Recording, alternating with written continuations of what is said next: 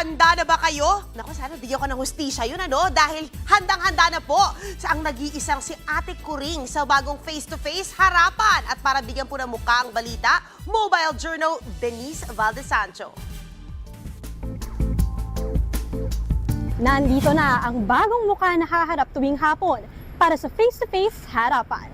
Heto na ang inaabangan, ang malaki makeover ng face-to-face. Dahil ang bago nitong host, walang iba kundi si Ate Kuring. I'm glad to be of assistance in the lives of people. At saka natutuwa ako sa masa kasi malapit ako sa masa at wala silang pagpapanggap. Yung totoo lang, kaya ako enjoy sa bawat episode.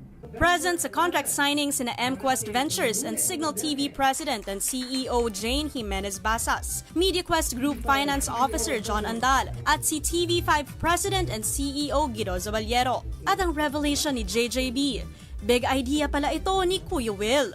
When the name of Corina Sanchez Rojas was recommended to me by Willie, you know, yung unang naisip ko, oo nga no, I mean, wala na akong inisip na iba. So dasal na lang na sana tanggapin niya.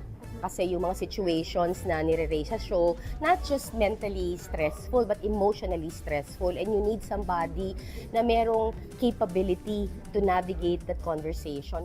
And they got the big yes. Paano nga ba iha-handle ni Ate Kuring ang kanyang new role?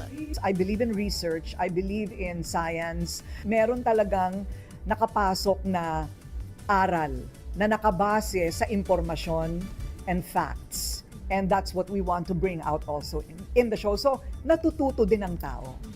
I'm all about authenticity. And there's nothing wrong with authenticity. I want to be part of that reality TV. And especially, and that's in my DNA, I want to help.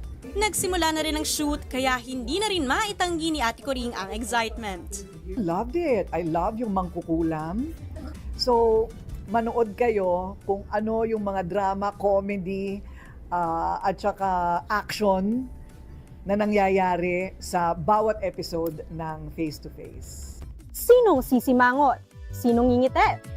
Abangan yan sa face-to-face harapan simula November 11, Mondays to Fridays, 4 p.m. sa TV5. Mobile journalist Denise Valdesancho po, hatid ang mukha ng balita.